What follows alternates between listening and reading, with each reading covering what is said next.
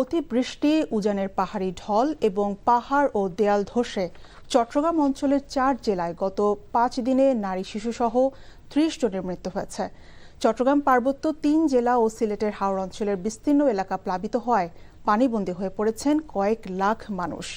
রাঙামাটির বাঘাইছড়ি ও লংগদুর সঙ্গে সারা দেশের সড়ক যোগাযোগ বন্ধ রয়েছে। বিদ্যুৎ বিচ্ছিন্ন হয়ে পড়েছে কোনো কোনো এলাকা। এছাড়া টানা বৃষ্টিতে দেশের বিভিন্ন জেলায় তীব্র জলাবদ্ধতা সৃষ্টি হয়েছে। বিস্তারিত ডেস্ক রিপোর্টে। বর্ষণ ও পাহাড়ি ঢলে চট্টগ্রামের বিভিন্ন উপজেলায় বন্যা দেখা দিয়েছে। হুহু করে বাড়ছে বানের পানি। খাল বিল নদী উপচে পানি ঢুকছে বঙ্গোপসাগর লাগোয়ার জনপদে।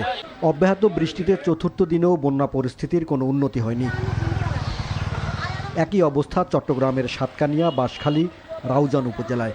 বুক সমান পানিতে ডুবে গেছে এসব এলাকার সড়ক, বসতঘর ও হাটবাজার।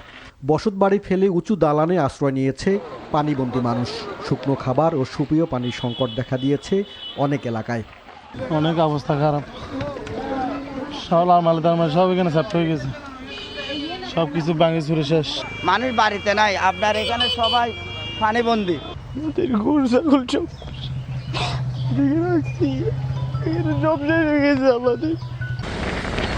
পাহাড়ি ঢল ও টানা বৃষ্টিতে নদ নদীর পানি বেড়ে খাগড়াছড়ি, রাঙামাটি ও কক্সবাজারের বিস্তীর্ণ এলাকা প্লাবিত হয়েছে। বিদ্যুৎ সরবরাহ বন্ধ রয়েছে অনেক এলাকায়। চরম দুর্ভোগে পাহাড়ের বাসিন্দারা। পাহাড় ধসে এ পর্যন্ত কক্সবাজারে 19 জন, চট্টগ্রাম ও বান্দরবানে 5 জন করে এবং রাঙামাটিতে প্রাণ গেছে 1 জনের। বাঁধ ভেঙে তলিয়েছে লোকালয়। কক্সবাজারের পেকুয়া, চকরিয়া ও মাতামুহুরী উপজেলায় পানিবন্দী প্রায় 1.5 লাখ মানুষ। পানিতে ডুবে প্রাণ গেছে 2 শিশুর।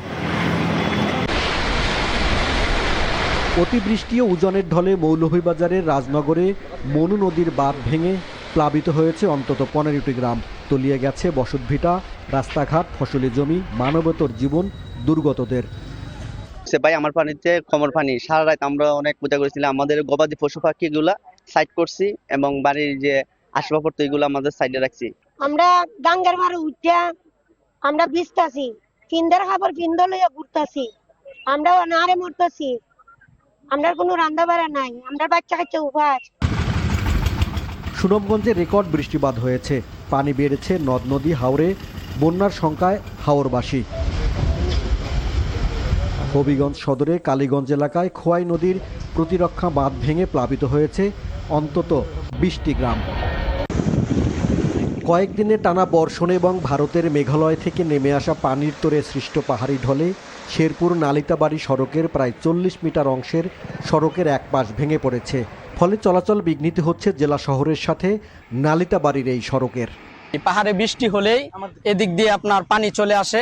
পানি আসার কারণে আপনার এই রাস্তার ভিতরে অনেক সময় উড়াত সমান, অনেক সময় হাঁটু সমান পর্যন্ত পানি হয়ে যায়। খুবই ঝুঁকিপূর্ণভাবে থাকি।